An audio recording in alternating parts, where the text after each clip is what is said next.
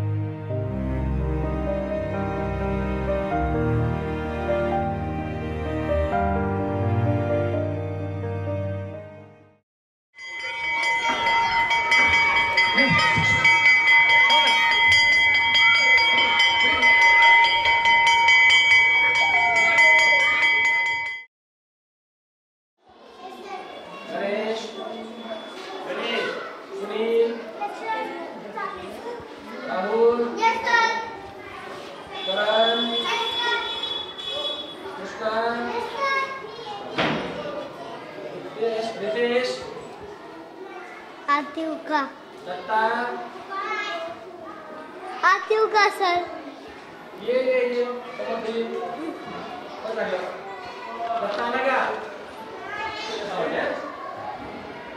तुम्हाला कोंबडी माहिती आहे ना हा मग एकदा काय झालं माहिती का एका शेतकऱ्याच्या खोट्यामध्ये कोंबडीने एक अंड दिलं किती अंड दिले 4 पाय किती झाले रे कोंब किती झाले शाबास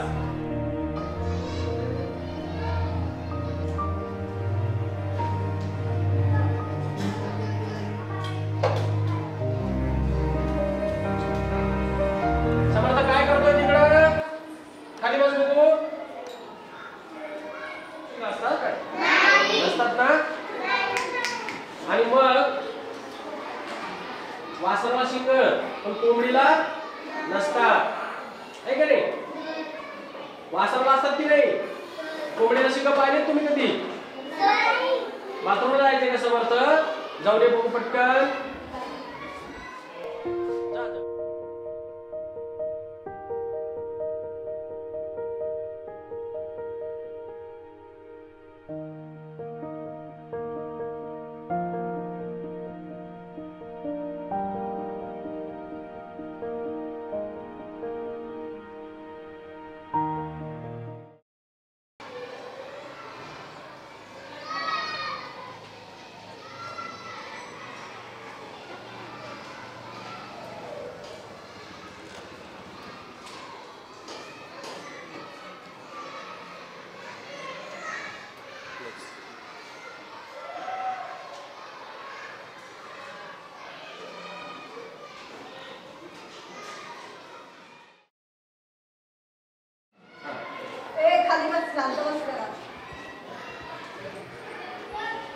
समर्थ याच वर्गात आहे का? आहे ना आहे यातला कोणता आहे बोलवा ना.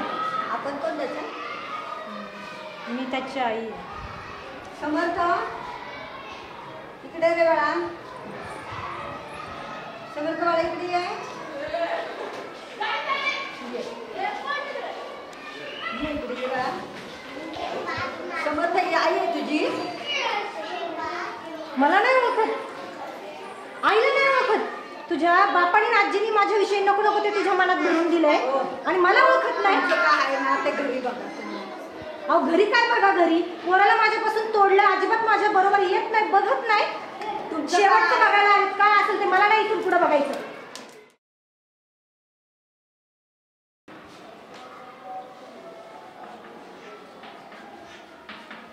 येऊ का सर हा या बोला नमस्कार सर, मी समर्थचे वडील. तुम्ही बोलवलं होतं मला? हो हो मी बोलावलं होतं तुम्हाला. मला समर्थबद्दल बोलायचं होतं. बोलूयात आपण 2 मिनिटं बाहेर. विद्यार्थ्यांनो शांत बसा. समर्थचे वडील ना तुम्ही? हां सर. अच्छा. समर्थ शाळेत येत नाही, रोज तर कधी दिसत नाही आणि आला तरी येतो आणि मध्याह्न भोजनाचा भात वगैरे खातो आणि दुपारीच निघून जातो. कधी कधी त्या आजी असतात बरोबर, त्या पण भात वगैरे दोघं खातात आणि भात घेऊन दुपारी घरी जातात. बस मला इकडे तिकडे फिरतानाच तो बाहेर दिसतो, म्हणून मी तुम्हाला बोलावलं होतं खास करून. त्याचं सर कसं आहे, मी सकाळी लवकर कामाला जातो. हो का? त्यामुळे ना मग मी सकाळी गेलो तर संध्याकाळी डायरेक्ट घरी येतो. हो दिवसभर नसतात. दिवसभर मी घरी नसतो. बरं बरं बरं. मग तो त्याला डबा पण नाही देत कोणी नाही का घरी? घरी कोण नाही. आत्ता माझी आई होती, 1 वर्षाला वारली ती. अरे बापरे. हो का? हां. अच्छा अच्छा अच्छा. मग त्या आजी कोण आहेत? ती आजी आहे ना माझ्या आईची आई आहे. तिचं पण वय 90 झाले, तिला पण काही करता येत नाही सर. बरं. अच्छा. मग आता ह्याचं याला आई नाही का? समर्थला आई नाही का? त्याची आई होती, हां. पण 1 वर्षापूर्वी ती तिला टाकून निघून गेली. टाकून निघून गेली? मग आता नाही का दिसत इथे तिकडे? ती आता नाहीच आहेत. मग काय कुठे आहे सध्या ती तिच्या आईकडेच असते. तिचे मौज मच्छा म्हणजे तिला जे करायचं होतं ना, म्हणजे फ्रीडम पाहिजे होतं ते करते आता सध्याला. बरं बरं. आपण ते लेकराकडे लक्ष नको का द्यायला?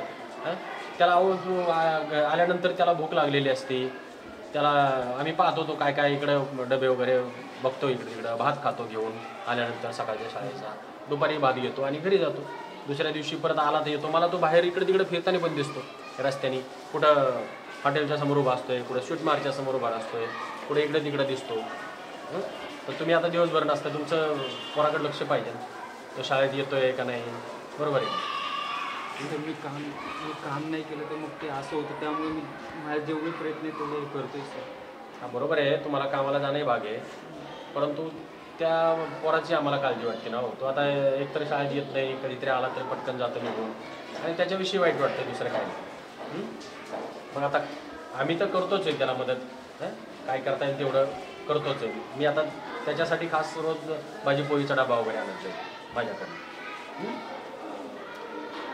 बघूया आता, त्या गरीब लोक चालेल चालेल, मी जरूर समजून घेईल.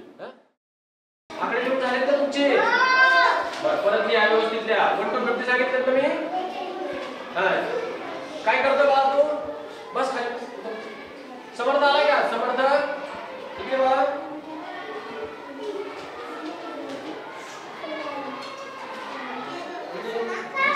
काय करतोय? अभ्यास करतोय? अच्छा, भूक लागली बाळाला? लागली? भूक लागली तुला? काही खाल्लं नाही सकाळी तू? हा, मग भूक लागली असेल ना तुला? माझा डबा देऊ खायला? देऊ? देतो हा तुला, थांब. हे बघ, मी तुला डबा वगैरे देतो. तुला भूक लागली ना? हा चल, तू काय कर, जेवण करून नंतर मला डबा दे परत आणून. हा ठीक आहे बा, जा जागेवर बस.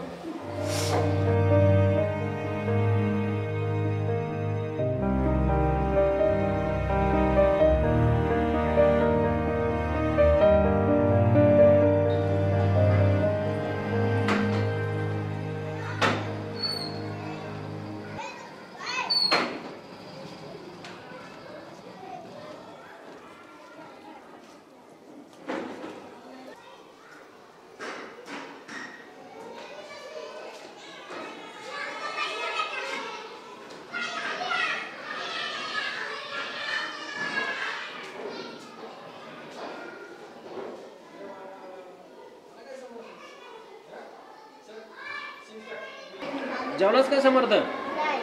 नाही जेवला? अरे बापरे, तू काही खाल्लंच नाही का सकाळी? मी तुझ्यासाठी डबा आणलाय बरं का. हा, डबा खा तू. आणि रोज शाळेत येत जा बरं. ठीक आहे.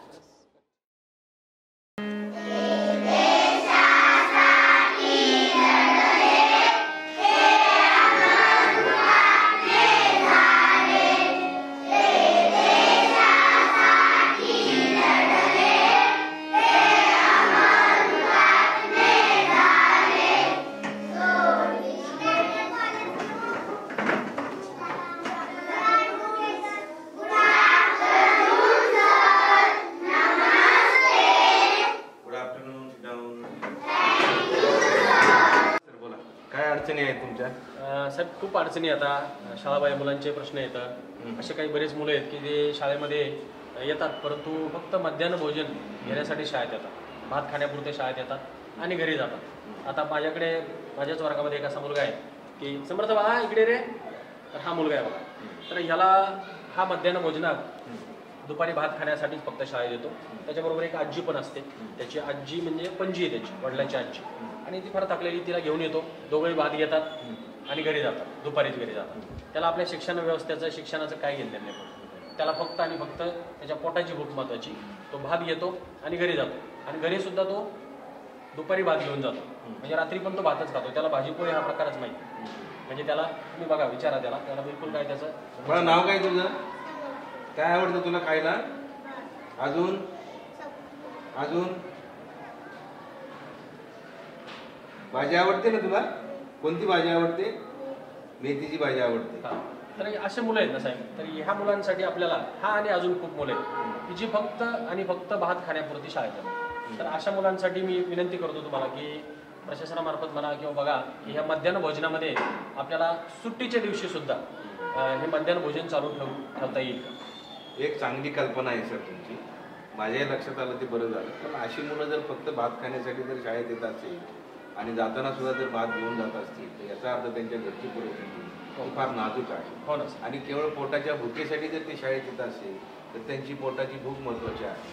त्यामुळे सुट्टीच्या दिवशी आणि रविवारच्या सुद्धा दिवशी जर आपल्याला अशा मुलांसाठी शालेय पोषणार्थी योजना जर 365 दिवस जर आपल्याला चालू ठेवता आली तर हे निश्चितच आपल्यासाठी एक चांगले धोरण असेल. या संदर्भात आपण निश्चित वरिष्ठांशी बोलू आणि सकारात्मक अशी कारवाई करून टाकू.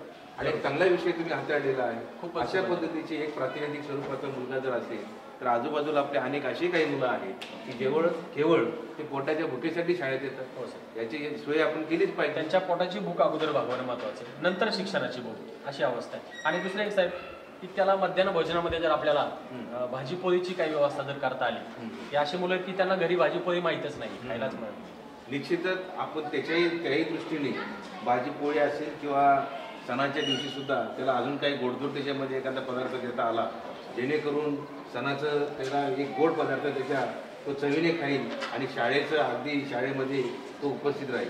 होय, म्हणजे अशा मुलांना पोटाची भूक भागली की मग नंतर ते शाळेत रोज येतील आणि छान प्रकारे आपल्याला शिक्षण व्यवस्थेमध्ये त्यांना सामावून घेता येईल.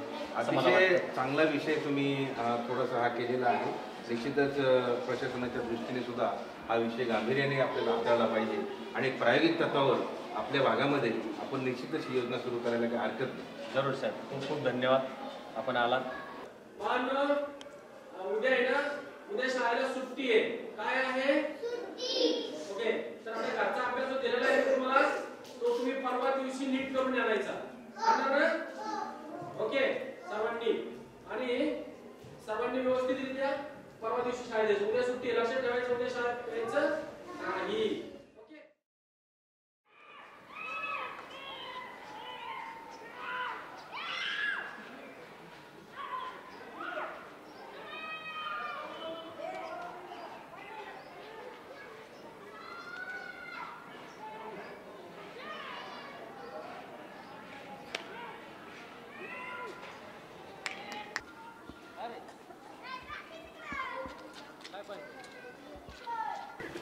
तुला काय पाहिजे? भात पाहिजे? अरे आज बाळा सुट्टी आहे शाळेला.